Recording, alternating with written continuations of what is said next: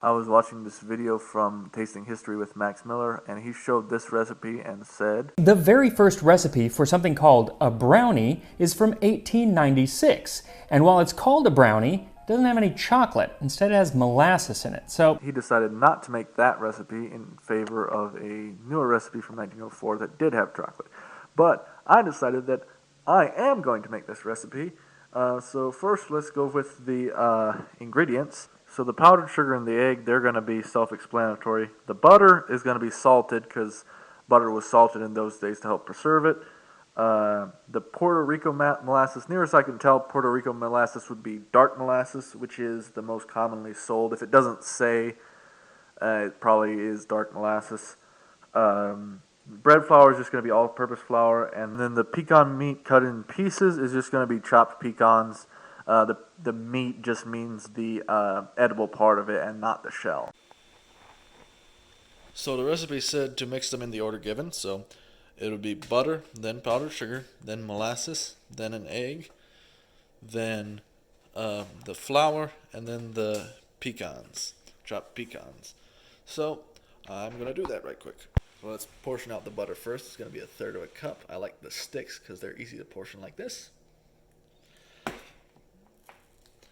There we go. The main part is going to be 1/3 of a cup. There's that butter in the pan. I'm going to be mixing everything in. I know it's got some burnt on crap on the bottom. That doesn't matter. Anyways, 1/3 of a cup of powdered sugar is going to be next. So let me portion that out right quick. I got my Matryoshka nesting doll measuring cups here. This one here is 1/3 of a cup, and I got the corner cut off, so I'm just going to fill it in there. Here's that 1/3 cup of powdered sugar. I'm going to put that in with the butter. And I'm going to go ahead and smash the butter in with the fork until it's nice and creamed somewhat. That's actually pretty well incorporated with just the fork, so now it's time to move on to the molasses. The recipe also calls for 1/3 of a cup of molasses, so I'm going to measure that out right quick. Now I've got my 1/3 cup of molasses. Now carefully move it over to the pan and dump it on in. It might have been better if I would have rubbed some butter on the inside of the measuring cup so it didn't stick so much. But oh well, time to mix that in as well. I'm getting it on my fingers, and that's mixed together quite well as well. So next, it calls for an egg. Which I'm going to go ahead and grab. It says well beaten though, so I'm going to beat it in a mug beforehand. So I'm going to get that ready. I want to do eeny, meeny, miny, mo, but I'm going to do this egg here. I'm going to crack it in that mug and beat it with the fork. And I'm using the same fork, so there's a bit of, the rest of the dough on it. But I'm trying to beat the egg right nice and strongly. That looks fairly well beaten. I think I got something on the camera sensor for the last clip. But I wiped it down on my shirt, so that should be good.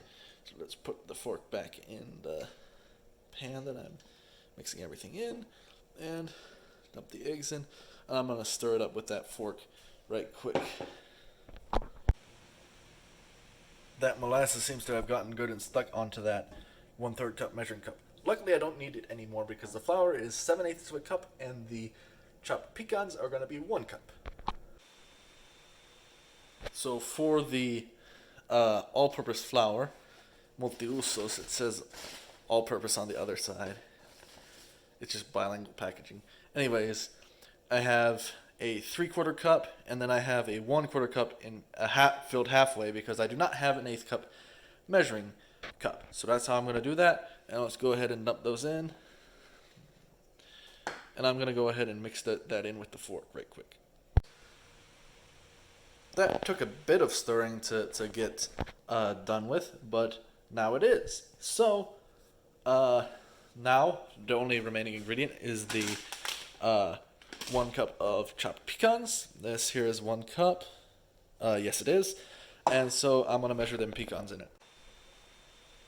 And now I got that cup of chopped pecans, pecan meat cut in pieces. You can see it's in pieces. Let's that shouldn't take too much stirring to combine in. Now that batter is ready to go.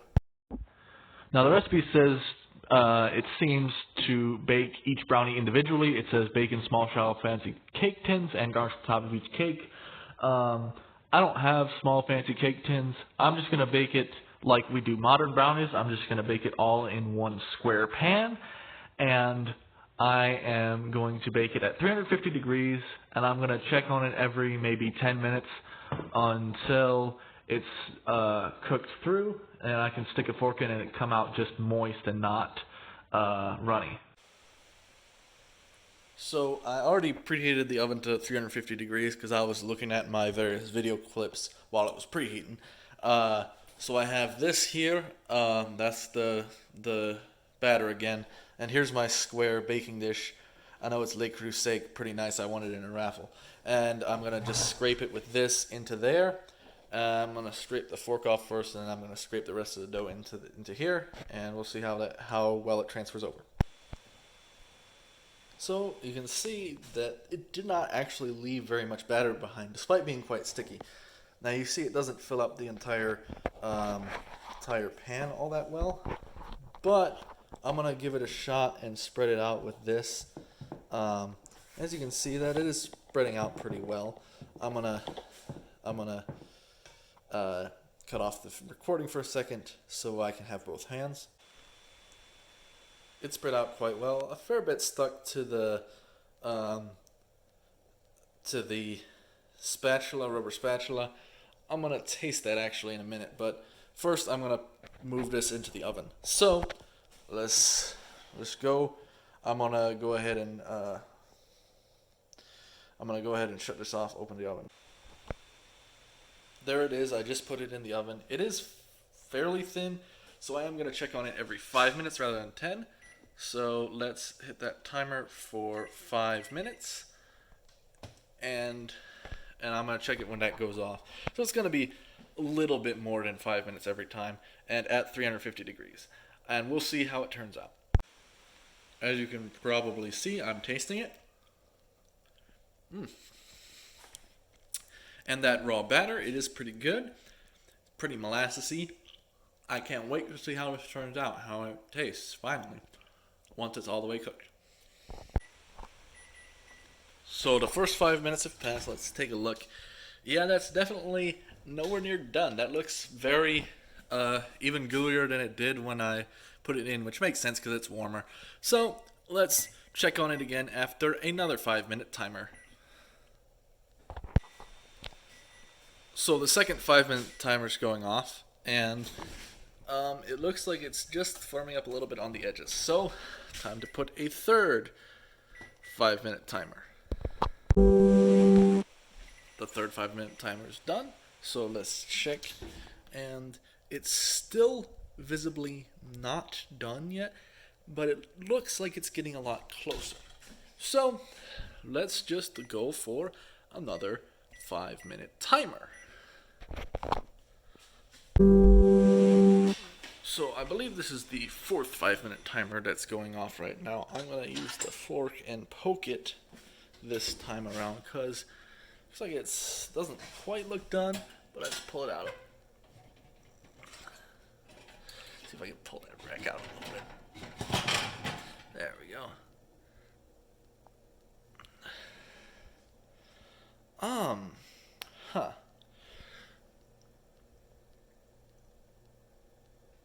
That's super, super soft compared to modern brownies.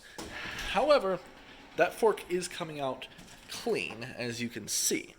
So, well, little crumbs on it, but clean as, you know, it's not getting coated in anything wet. I'm going to cut that oven off. And let's take it out and put it on the stovetop to cool. So there's that brownie on the stovetop. I'm gonna let it cool for a little bit while I put these clips on my computer. I let the brownies cool on the stove for a little under 20 minutes before attempting to cut one out. I'm thinking I probably should have rub some butter in the pan as well. But the pan doesn't stick that bad, so, or is decently non-stick. So let's cut us a piece anyways.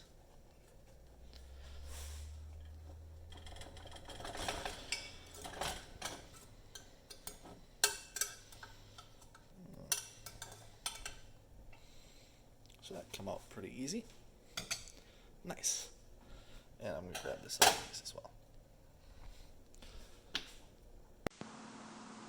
So I've had this brownie on my plate for another maybe 5 minutes. I'm going to have some milk with it. It is some more but not homogenized milk that I tried in my last video, if you watched that. You probably didn't though. Or maybe you probably did, I don't know. Anyway. So I got some milk and I got the brownie, so there for pretty good.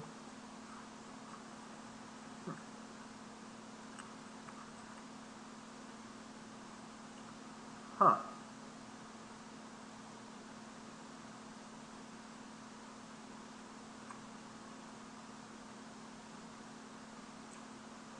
That's not super sweet. It tastes pretty good actually, but it's not like it's not quite as sweet as modern brownies, definitely.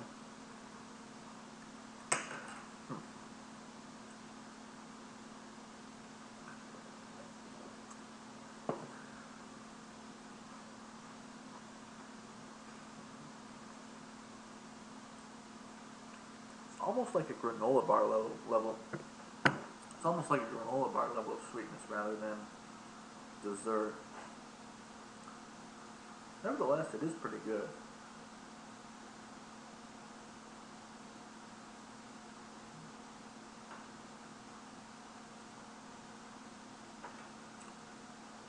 No, I take it back. It is dessert, so it's just sort of on the light side of that, but nevertheless, it is quite good. I guess people back then weren't inundated with ridiculously sweet things, so this would have been quite sweet. I don't know. Maybe adjust the sweetness up a little bit, but it is pretty good.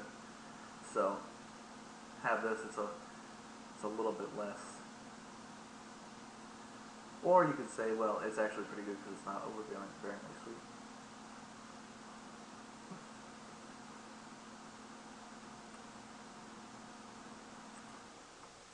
I would definitely it's definitely a brownie because it's got the consistency and all that. It's just, I guess you could say a pecan pie and not super sweet and sort of a pecan pie-ish flavor.